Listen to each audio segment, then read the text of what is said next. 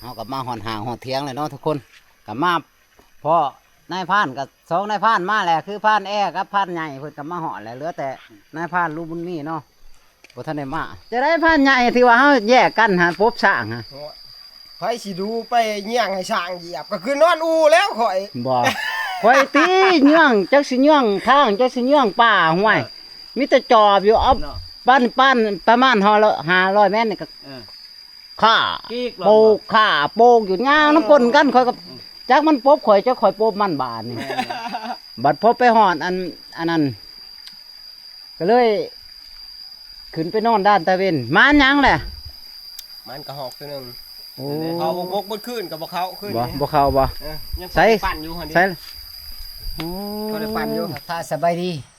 ดีทุกคน ตอนนี้นายพันก็สิเริ่มออกแต่ตาเนาะนายพันก็สิไปกับพันใหญ่เนาะใหญ่เพิ่นก็สิไปอีกส่วนหนึ่งเนาะแต่ว่านายพันเองก็สิไปกับนายพันบุญมีเนาะผู้แหละทางด้านตะเวนหรือว่าหินบองเนาะหรือว่าจ่ายเส้นวนเฮาเนาะทุกคน แต่ว่าสิไปฮอดจุดใดนายพันก็บ่ทันได้ฮู้เนาะบ่ทันได้พันธงเนาะมีแต่ว่าติดตามกันเบิ่งว่านายพันสิไปฮอดจุดใดหรือว่าสิมานหรือบ่มานเนาะอ่ะติดตามเบิ่งรับชมเนาะว่านายพันสิมานหรือบ่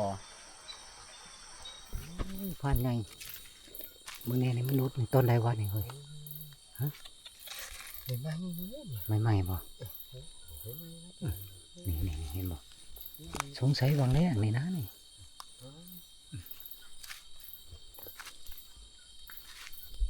กระทะ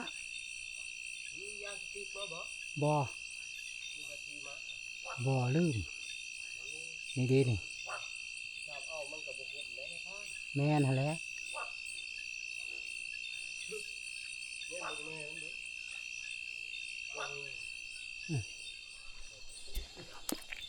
ขี่สร้างพันใหญ่ขี่สร้างนี่ดีนี่ขี่สร้างเว้ยใครบ่เคยเห็นขี่สร้างเดี๋ยวจะได้พันใหญ่เหรอขึ้นปืนหรือบ่เกียนโหถอยทับก่อนตั้งรัก ออกอยู่ว่าแป๊บนึง พ่อสร้างเลยป๊บพันใหญ่ป๊บ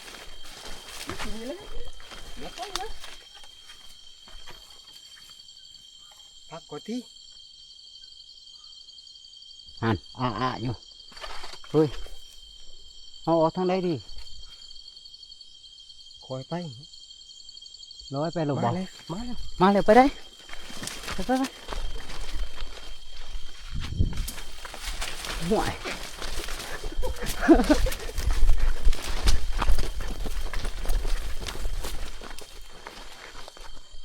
ห่วย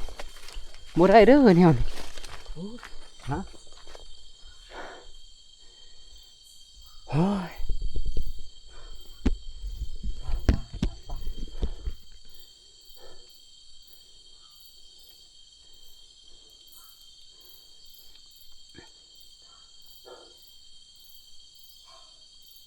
ทุกคนเห็นทางปลามาละนะเป็นงานเฮาเกี่ยวกระรังเด้อแต่ว่าปวดผ่านมาปาดมันลูก ห่วยเอาตัวหลอดเป็นหยอดดีเลยพันใหญ่หันอุ้ยเท่าไรพันใหญ่มาพันใหญ่อย่าสู้มันเอาเว้ยฮะ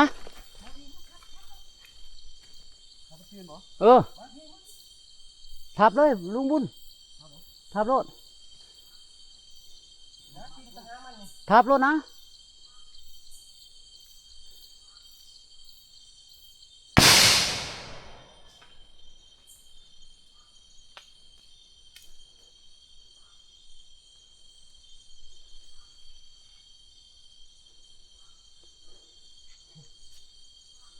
มันอักได้พันใหญ่ฮะ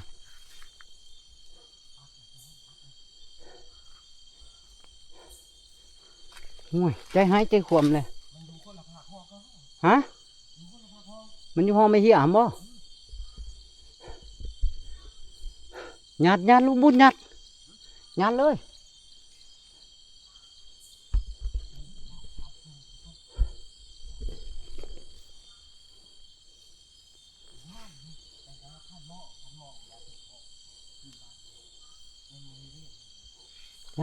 ยัดกระบังฮะ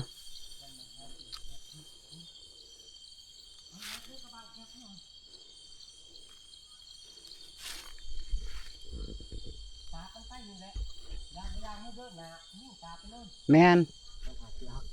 แมนมันอักเข้าดิ ตื่นมาตื่นรังแล้วคนนี้ โอ้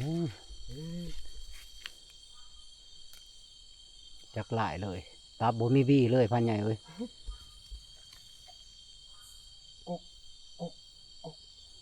ลูกชายไม่หยำยังอะไรจังด่า บ่แม่นมันขู่เฮาเมามันถ่วงรหัสเฮาดิ ไปอยู่บ่ไปได้แต่ว่าตอนนี้เงียบแล้วนี่ยังได้ยินเสียงอยู่ได้ออกมาแล้วทุกคนเอ้ย มันหายบ่จักพันใหญ่นี่ ไม่ดอกนี่แต่ว่าเขาสิญาติกระบังทับไล่มันไป นี่ได้นี่สงสัยอยู่กกบกนี่ได้ บ่เลยพักห้องมึงนั่น บ่ ตามเหี้ย คือได้ยินแฮงแท้ซะ โอ้สัตว์ใหญ่เนาะ ว่าสิแยกกับเจ้าอยู่นี่ได้ โอ้ ให้เจ้านี่ไปทางนี้ข่อยสิไปทางนี้กับผู้ที่อยู่กับแยกเลยสามแยก โอ้ อือจักหลายเลย เดี๋ยวจะได้เฮาเลย เนี่ยจำเป็นแหละ ลุยเลยบ่ มีตัว ทับ เตรียม กระ โล บังไล่มันเนาะ ไว้มีแต่ว่าขึ้นนุกไว้เลยแล้วมากก็แม่นปราบ ไอ้มีสติเด้อมีสติเด้อ โอเคโอ้ โอ้ย เบิดผล ว้าวเพิ่นปุ๊บปุ๊บไปอยู่ปุ๊บ ปุ๊บ ไปยัดกระบังอยู่ปุ๊บ แนวหนาเฮา เออ แนวหนายังมาอยู่หลัง ผู้ยัดกระบังอยู่ผู้ แนวตายเตะๆได้บ่ให้ปุ๊บจะได้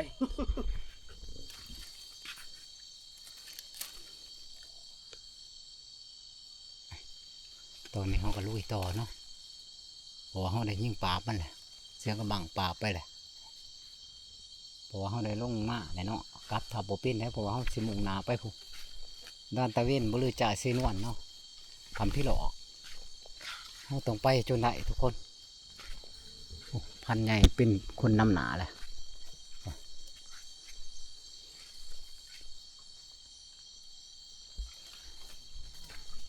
ฮะ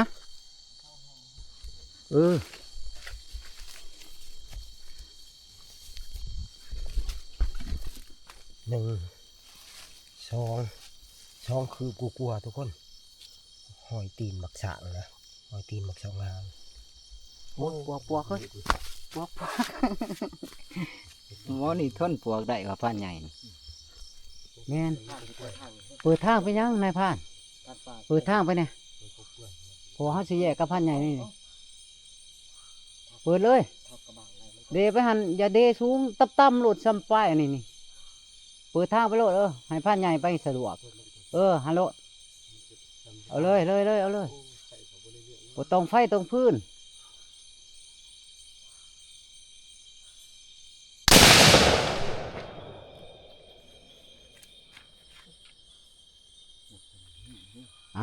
นี่แหละแบบนี้แหละคักละเปิดทางให้พันใหญ่ดิหัวว่า มันแนว อันตรายเด้ กับกองใหญ่ บักสองหางสัมหางหนึ่งแค่เด้อจับหางเดียวก็ได้อันนี้สองหาง เอาได้มือแรกเด้อมีสติเลยเด้อ โอเค นี่นี่มันกะไปแทงกับพวกนี้แหละมันอาศัยบารมีพวกข้าง แมนอันนั้นพันใหญ่เพราะว่าดูมไปนำกันเป็นหยังหอดหินบองเขาจะแง่กัน มันจะสิปลอดภัยเด้ เอาจังใส่ก็เอา กันสิปล่อยเจ้าไปผู้เดียวมันก็ห่วงหน้าห่วงหลังแม่นบ่ล่ะ มันเสี่ยงเนาะ แม่นมีตัวเขาไปแง่กันอยู่หินบองเนาะ แม่น โอเค ให้มันวิทย์อันโชงสร้างก่อนเนาะ เออ เขาก็สิได้ไปนำกันกับพันใหญ่คือเก่าที่จริงแล้วนายพรานว่าสิแยกในนี้เนาะแต่ว่าเขามันมาพออุปสรรคแบบนี้เขาก็บ่อยากปล่อยให้ไปผู้หนึ่งผู้เดียวเนาะมีตัวไปส่งกันหอดจุดหอดบอล กินทุกคนนี่กระเพาะโอ้กระเพาะมีดีแล้ว กินไปไหลห้อยมันก็ใหญ่เลยห้อยสางเนาะเว้า เบิ่งเด้อเบิ่งเด้อ คันบ่อยากให้มันใหญ่ก็เห็นแต่ห้อยหนูติ ลงตามหอมเลย เออ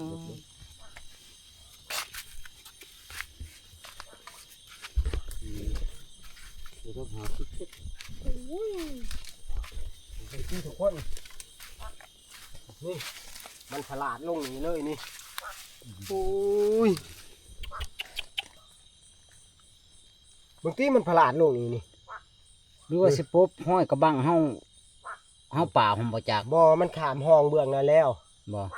มันอยู่ผากห้องเบื้องนั้นตอนห้องนั้น ก็ฟังเขาได้ยินแล้ว บางทีโอ้โถอันนี้สับกับห้อยรถ10 ล้อเบรก จะไปทางทางเลย แม่น ตามทางนี่แหละมันไป เขา นี่นาซีเวนมักซานมันได้มันจังใหญ่ขนาดนี้นะมักเอกมันโหลดแทนเนาะ หัวหน้าทีมอยู่แล้ว มันลงหันแล้ว โค้งช่างตัวนี้มีประมาณ3ตัวดอกทุกคนบ่ลายไหนโอ้พุ่นอยู่พังน่ะก็มีโอ้มีหลายตัวเด้อพุ่นอยู่พังเบื้องน่ะก็มีห้อยมัน ลงมาสิเลยนี่ โอ้ มึงซัดมึงห้อยแบบเอาแบบถอกมึง ไปมานี่ ที่แกเกี่ยมใส่เกียร์ใส่เกียร์มันของมัน เยี่ยมใส่เกียร์มาผมมันมา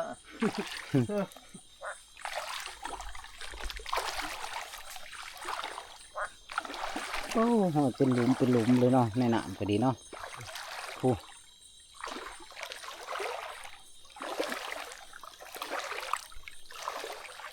อยากให้ผ่านท้องแท้มากก็ผ่านมองเด้ คนเดียวหน้านี้ก็เป็น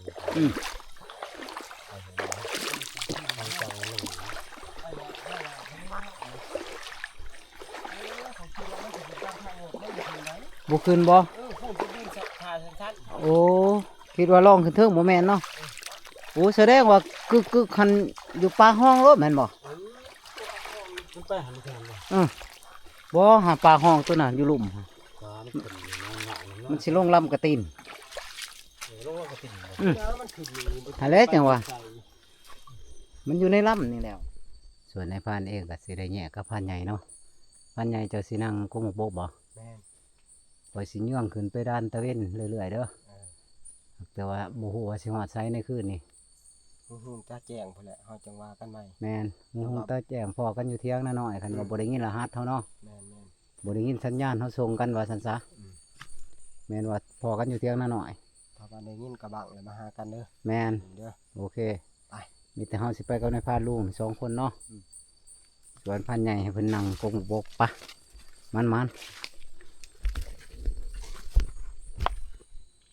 เตรียมปืนเหล่าใดเห็นบ่ล่ะเตรียมรถปืนโอ้ออกมากัปราบรถอิหยังสมอย่างนำทางบ่โอ้หลังจากแงกก็พานใหญ่ก็ไปบ่เป็นอีกเลย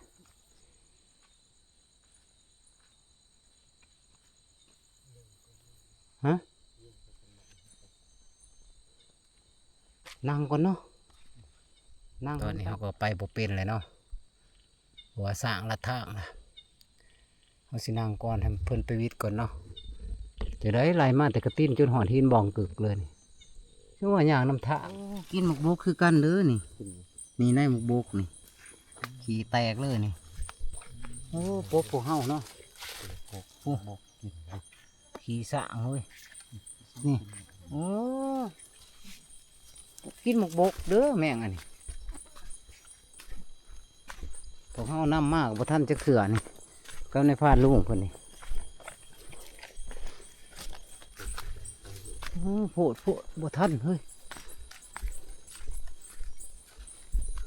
ขี่แตกเลยเพิ่นปบบางยานี่คนกับปบช่างกับปบสักกระบีบแก้ใส่เป๊กเป๊กเป๊กเลย3 บาทเลยมันปีบแก่โอ้ไปทางไม้ทางมันเด้อบ่แม่นหยัง ก็สิน้ำเพิ่นนี่บ่แม่นว่าน้ำเพิ่นดอกอยากน้ำขึ้นด้านตะเว้นเนาะมันมีถ้ำแม่นบ่ล่ะถ้าว่าฝนตกเฮาก็สิได้เพิ่งถ้ำนี่เด้เพิ่นสมอว่าย่างนำทางเลยเนาะฮือโพดแล้วพานใหญ่ได้ยินแล้วเสียงมันบีบแก้ใส่นี่3 บาทนี่ไม่พานทายเอาบ่ทันมันห้องอันใดก็แก้รถทั่วเนาะไปเวิร์ก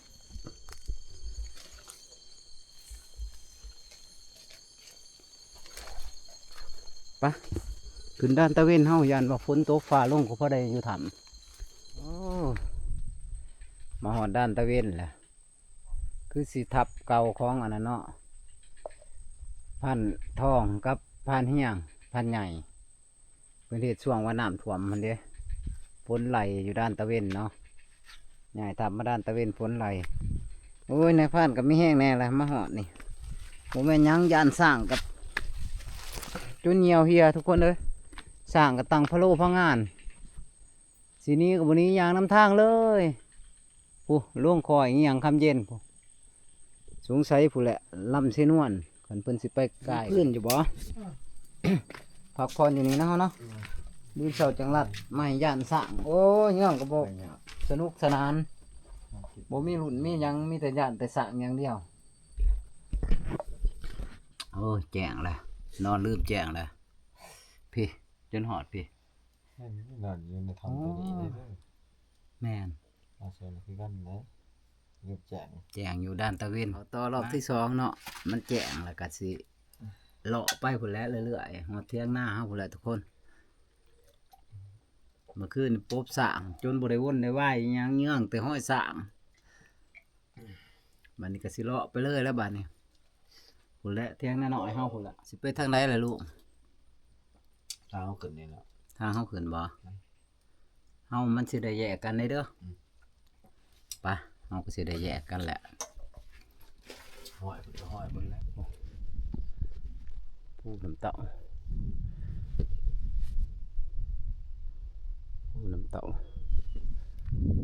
ผู้มันเฮาผู้มันผู้เหิบโอ้บ่ได้น่าจะล้างปบแต่สร้าง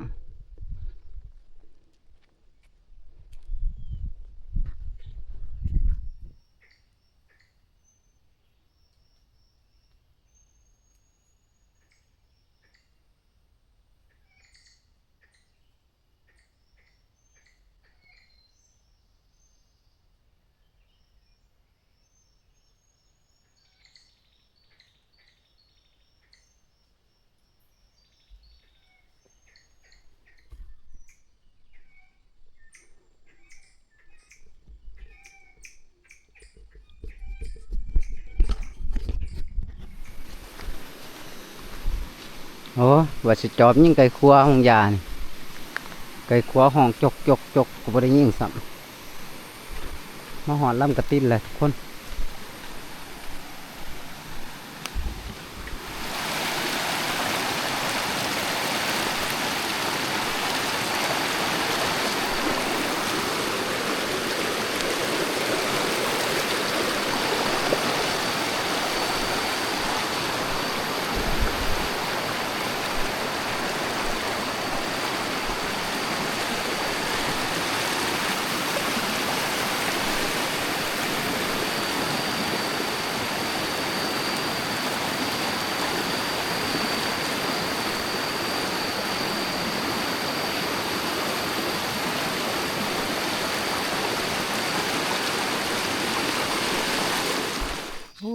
สร้างเฮ็ด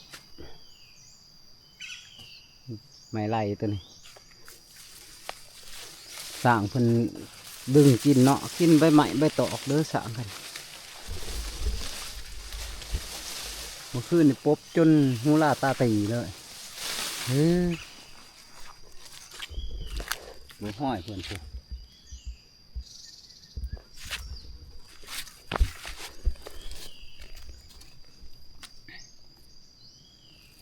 1 2 บ่เกือบ3คือพงนายพระเนาะโอ้นี่ขึ้นขีบเนาะ1ขีบ2ขีบ3ขีบทุกคนเบิ่งเพิ่นกินใบไหล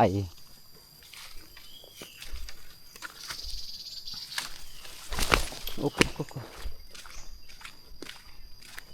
กินแล้วก็มาขี่ใส่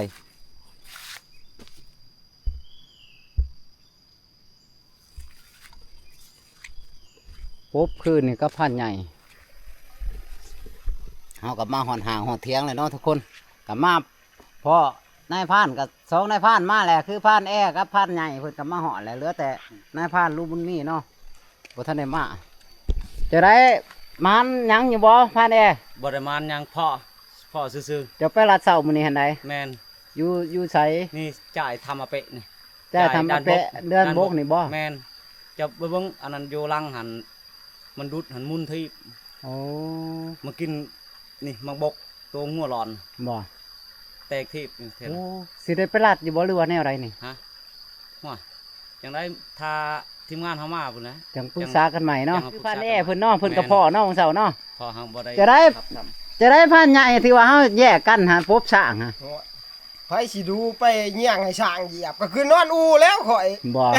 ข่อยตีเนื่องจักสิเนื่องทางจักสิเนื่องป่าห้วยมีแต่จอบอยู่เอา ำเนาะ ปั้นประมาณ500 เมตรนี่ก็ เออ ฆ่า กีก โปกฆ่าโปกอยู่ย่างน้ำปนกันข่อยก็จักมันปบข่อยจักข่อยปบมันบาดนี่ บัดพบไปหอดอันนั้นก็เลย ขึ้นไปนอนด้านตะเวนมานหยังแหละ มันก็หอกตัวหนึง โอ้ เขาบกบนขึ้นกับบ่เขาขึ้น บ่เข้าบ่ เออยัง ใส่ ปั่นอยู่หั่นนี่ ใช่โอ้ เขาได้ปั่นอยู่ไป นี่ไร อือ โอ้พานใหญ่เพิ่นมันก็หอกว่ะห่วยก็นี่แหละซะสิเป็นพระเขาเฮาเนาะ แม่น ก็หอกทุกคนโอ้คันว่าเอาลงเมื่อเนาะแบบนี้นี่นะนี่ตัวละ100ได้ทุกคน70,000โหลนั่นคันเอาลงเมื่อแบบนี้ได้ โอ้ตัวละร้อยบ่หันขายในบ้านเฮา แม่น100ผู้ใดพันใหญ่ เอา อ่ะมีแต่ว่าเฮาสิถาทีมงานเฮาเนาะ ในเมืองใหญ่เราก็กลัว เออโอ้ยกินบ่อยกระหอกบ่บ่อยกระหอกพันใหญ่เพิ่นมานมาก็ได้กินน้ำเพิ่นเนาะนี่ก็ ง่ายกว่าเราเพราะว่าเนี่ยบ่ได้กินหมูย่อแล้ว กินข้าวเช้าทุกคนข้าวเช้าก็เป็นข้าวเที่ยงนั่นแหละมันเที่ยงแหละ เพื่อสิทานให้พานลุงเพิ่นนี่เนาะเพิ่นเลาะยิ่งมากก็บ่มานหยังว่าซั่นอืม มันยังมันเสียควรน้ำสาง เนาะ แห้งเลย มาเด้อทุกคนนี่ลาบก็ฮอก มันใจเพราะแม่ถ่ายเลย สร้างห้องขึ้นนี่หั่น โอ้ ฮะ ไม่จักได้เลยก็สิไปไว้ใช้ เอาใส่ตะกระบังเลยข่อย ฮะก็บอกเพิ่นเตรียมเด้อเตรียมกระบังเด้อว่ะ โอ้กระบังก็จะได้พอดีมันหายตื่มไปสิจักกระบังเขาบ่ขึ้นจังนี้ มันก็ตำพะโล้เนาะย่างแต่น้ำทางเนาะลุงเนาะ เฮ็ดให้มันหายตื่มเด้อมันแนวแล้ว เขามีติดโต้เฮากับใครแน่ดอกกังเว้นหันเฮาเลีกได้ถ้ามากลางคืนนี่เฮาเลีกบ่ได้ที่เฮาหมอดไผคือจะว่าเฮาเว้นหุง อ๋อ หมอดไผแลนด์บ่ อืม ไม่ไรก็จะไปแพ้วไปมันโอ้เลย แม่นอีหลีนะ ทางลมเนาะ แม่นแท้ ชัดง่ายเขาได้ยินไกล บ้านนี้ก็สิอันผู้มันไปแล้วคนน่ะมันอวยปากก็พูดมามันลงทางคำเย็นมัน คอยสุดมาไล่มาหันคือเขาว่ามันเล่นจ่ายแนวนี้เลยได้มากันไล่นำเลยเด้ไล่ในเฮียงบ่ได้คอยสุดนานหัน หลังจากนายพรานที่ว่าได้กินข้าวกินน้ำไปที่เรียบร้อยเนาะนายพรานก็สิขอตัวพักผ่อนทุกคนเพราะว่าเฮาไปไต่ขึ้นนี่ก็ปบแต่สร้างเนาะบ่ได้ไต่สำนะหิวนอนก็คือมีแต่ว่าปบสร้างจักสร้างปบนายพรานจักนายพรานปบสร้างเท่าซ้ำกันเอาโลดมีแต่ว่าติดตามวิดีโอหน้าเนาะนายพรานสิได้ออกไปนั่งหางเนาะตอนนี้ก็ขอตัวพักผ่อนก่อนทุกคนสุดท้ายขอว่าสบายดี FC ทุกคน